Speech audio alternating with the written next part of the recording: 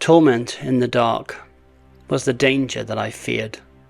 Alas, for Gimli, son of Gloin. In this single line, Gimli confesses something extraordinary. Not that darkness wounded him, but that beauty did. Why would beauty, not battle, strike the deepest wound in the dwarf's heart? A story of suspicion turned to awe, of a gift that overturned centuries of bitterness, of beauty that became both wound and blessing. In this journey, we'll explore Gimli's fear of Galadriel and the elves, Galadriel's gift that changed him forever, the wound of beauty and the joy it awakens, the reconciliation of dwarves and elves through friendship, and Tolkien's vision of beauty as both peril and redemption. Because in Middle-earth, beauty does not only comfort, it pierces, it wounds, and it transforms. To understand Gimli's encounter with Galadriel, we need to remember the long shadow between elves and dwarves. The first age was marked by suspicion, rivalry, and even bloodshed. The slaying of Thingol over the Silmaril, the jealousy over dwarven craft and elven treasures. Distrust was carved deep into the memory of both peoples. By the time of the Third Age, that history still lingers. Dwarves and elves trade, yes, but the old bitterness remains, and Gimli, son of Gloin, carries it into the Fellowship. When the company approach Lothlórien, Gimli is uneasy. He fears the Lady of the Golden Wood, and even Galadriel's name carries rumours of peril. To enter her realm is, he believes, to risk enchantment and loss. But when he stands before her, the moment does not unfold as he expects. Tolkien writes that Galadriel's gaze pierced each member of the Fellowship, reading them to their core, and yet Gimli, instead of condemnation, felt something else: honour. What began in fear becomes a seed of awe. The turning point comes when Galadriel offers each member of the Fellowship a parting gift. Legolas receives a bow, Sam, blessed soil, Frodo, the phial of Eärendil, but Gimli, when asked what he desires, shocks everyone. I ask for nothing, but if my lady will grant me a gift, let it be a single strand of your hair, which surpasses the gold of the earth, as the stars surpass the gems of the mine.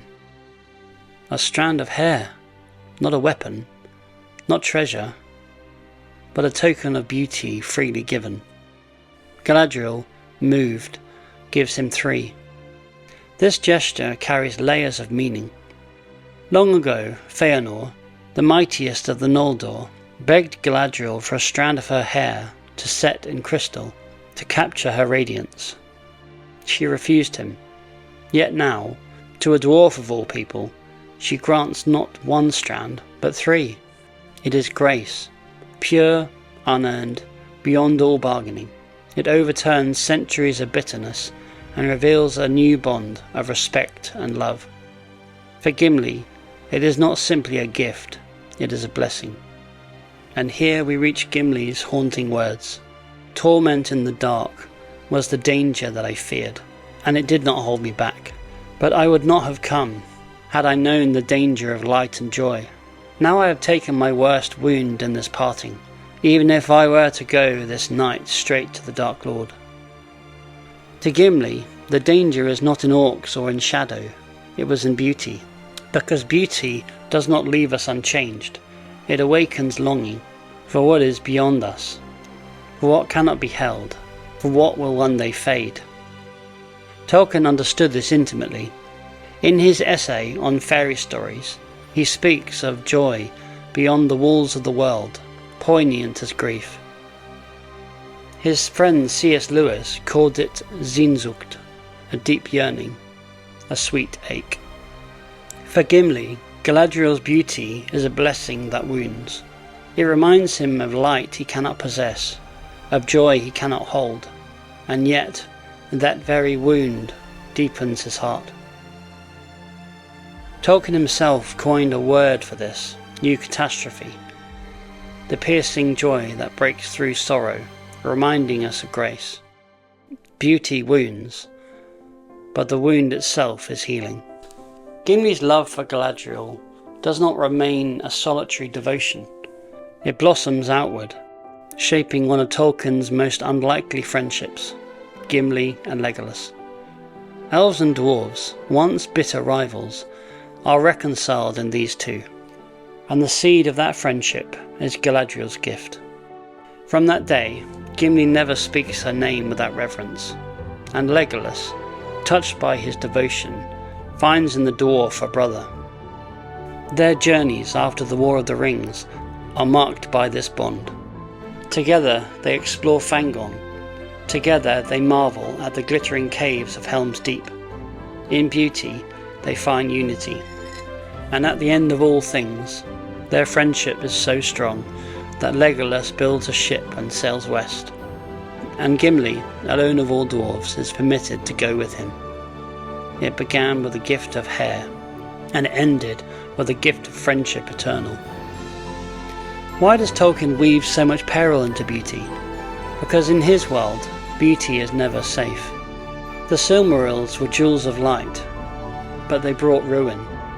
The sea called elves away, but it leaves longing in their wake. Lothlórien is golden, but it is fading. Beauty wounds because it reminds us all things pass, and yet beauty redeems. Edendil's star lights the darkest night. Galadriel's hair blesses a dwarf's heart. The Shire's fields remind Sam what he is fighting for. For Gimli, Galadriel's gift is not possession, but a reminder. His love for her is humble, unpossessive. He does not seek to own her beauty, only to honour it. And in that humility, beauty ceases to be corruption and become grace. Tolkien shows us that beauty is not meant to dominate. It is meant to awaken love, even if that love carries an ache. Torment in the dark was the danger that I feared. Alas for Gimli, son of Gloin. Gimli's words echo a paradox. He did not fear the dark. He feared the light, because beauty wounds. It pierces, it lingers, it awakens longing that cannot be satisfied. And yet that wound is holy. It is the wound that heals. It is the ache that draws us beyond ourselves, that calls us to honour, to friendship, to love without possession. For Gimli, the wound of beauty became a blessing. For Tolkien, beauty was both peril and promise, the reminder that the world is fading, and the glimpse of a greater light beyond the sea. Thank you for joining me on this reflection. If this journey stirs something in you, please subscribe, share, and let us know in the comments. When have you felt beauty as both joy and ache? Until next time, may the beauty that wounds you also remind you of the light worth carrying.